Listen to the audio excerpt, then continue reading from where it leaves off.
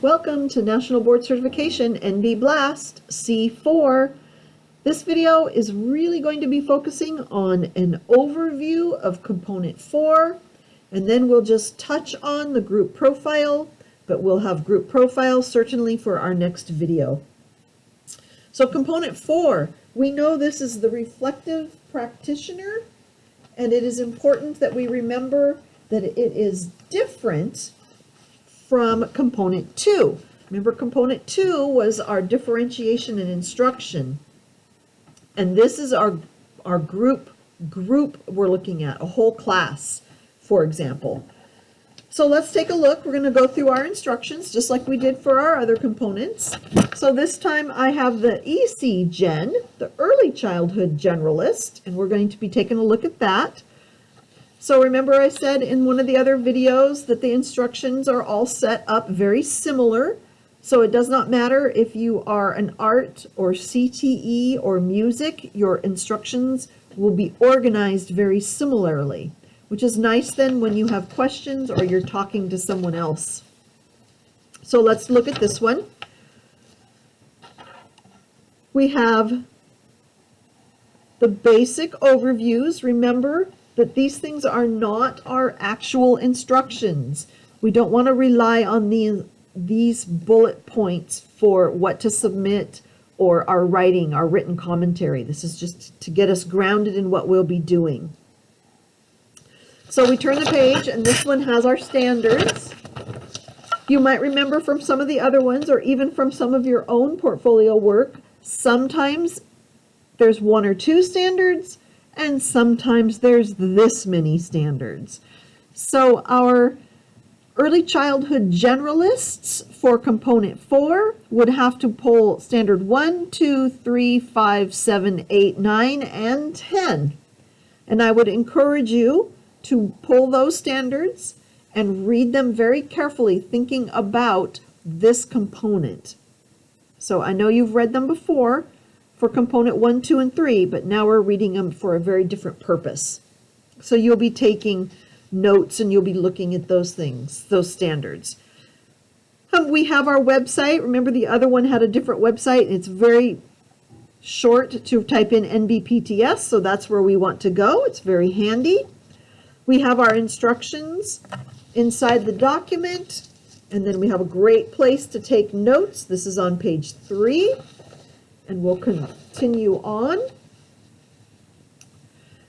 We have, remember, these overviews, and this is what I need to do, and this is what you will do in our, in Component 4. What do I need to submit? Remember, this page here lists it out in, I'll say, narrative and outline form. And then at the very end of your document, remember that you had submission at a glance, and that is in the table. And between those two, you have a lot of different ways that you can visually get that information.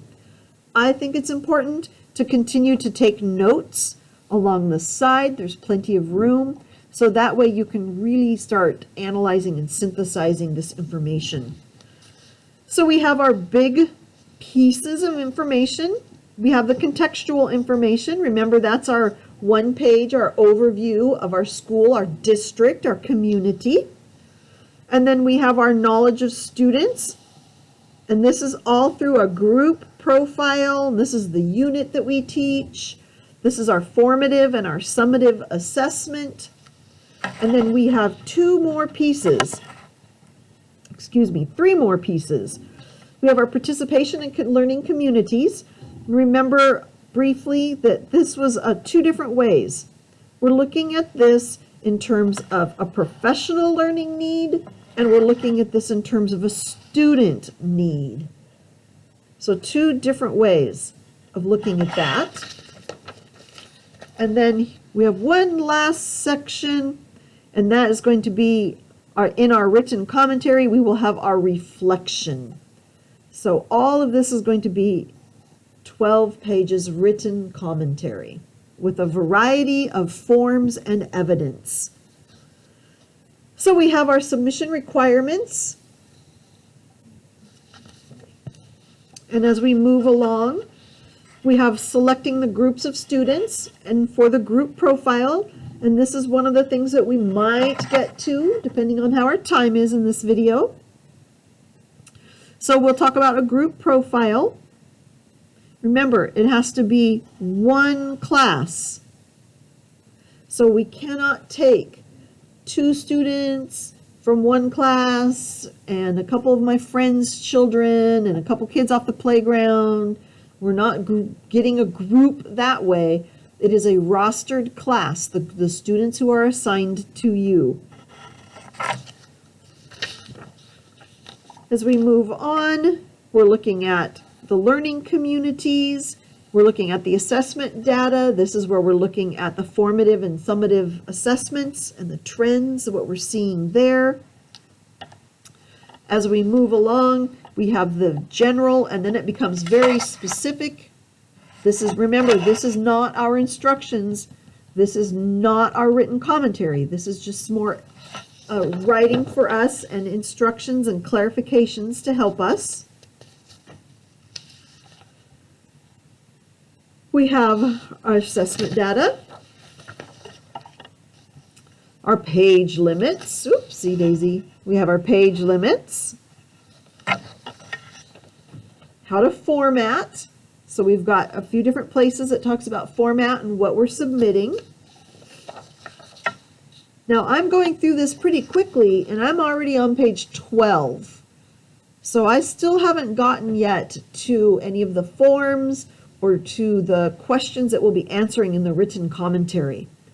So here we have our participation in the learning communities. Remember that there's 2. It's the professional, and when we scooch down here, student.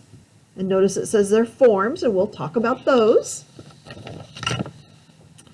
Finally, I'm on page 13, and I've gotten to my written commentary. This is pretty much the same, regardless of our certificate area or our developmental level. We have knowledge of students, generation and use of assessment data, participation in learning communities, and reflection. Remember, I strongly suggest that you open up a word processing document and that you start typing these in. So you would have each of the headings and you would have the questions that go with it.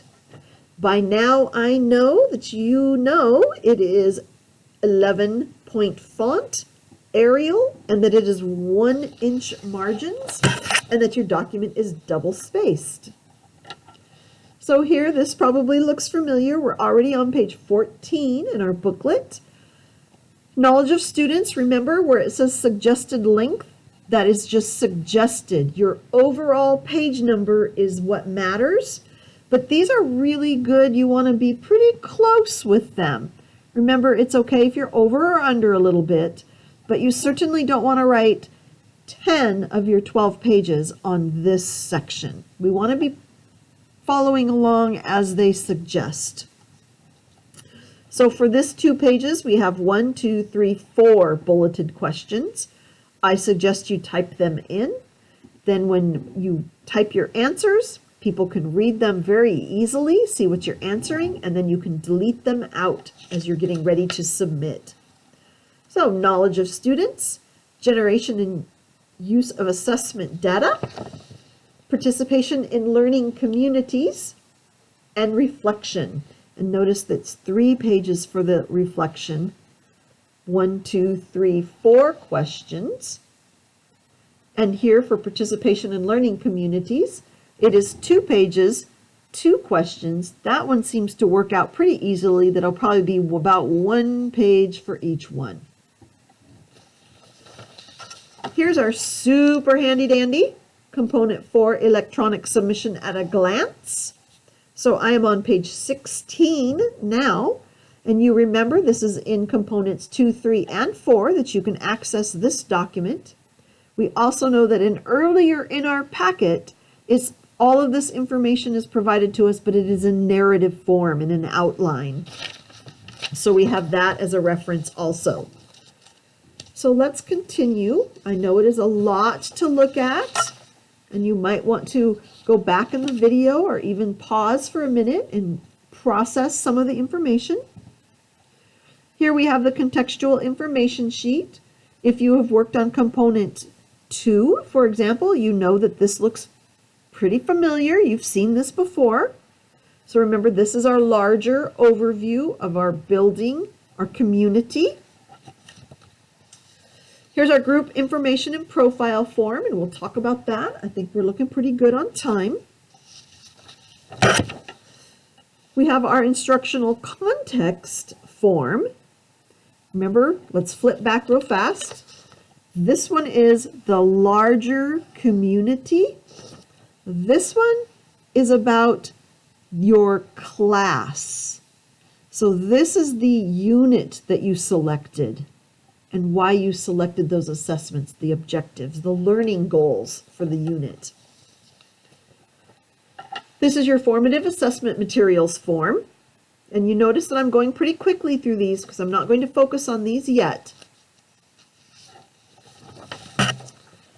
This is your summative assessments materials form. The description of the professional learning need form.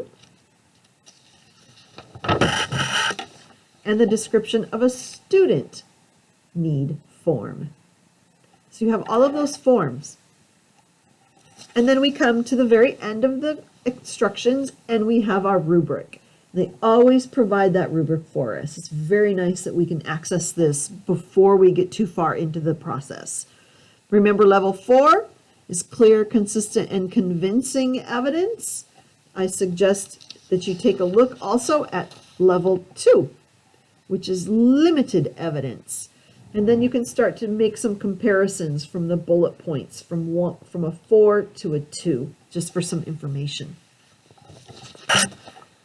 Okay, we're going to look, since we have time, you might want to pause here and come back in just a moment. Okay, we're going to focus on the group information and profile form, and this is the only form we're going to get to in this video. The group information and profile form can be no more than 2 single-spaced pages. Remember, it's always 11-point Arial font. So you'll be typing in this form. So I'm going to do that little highlight up there. I suggest that you handwrite some of it or do a couple practices. Remember, you do need to write when you're type in between these boxes. So as soon as you put your cursor there and start typing, the second one will move over for you. You have 2 pages, and we're going to just kind of hold off right now, not worry about the evidence yet. We're going to get started on the form. So let's take a look at this form and let's read it closely together. Describe the information about the group of children you collected from multiple sources and how you collected it. So this question is asking you to describe. So we're not going to do an analysis and we're not doing a reflection. We're just going to describe the information that we gathered. And now it's about the group of children. So remember, component 4 is about that rostered group of children. So I'm not going to worry about the words group of children right now. Now it says the information you collected from multiple sources and how you collected it. So it sounds to me like I have information from sources and how I collected it. That's really the 3 big things that they're asking in this question. So I want to be thinking about that. And then the second question's asking me, describe the group of children you selected to feature. Well, I know it's the group of children. So I can kind of cross that out because it's describe based on the information I gathered. So it's again describe, not analyzing, not reflecting, I'm just describing.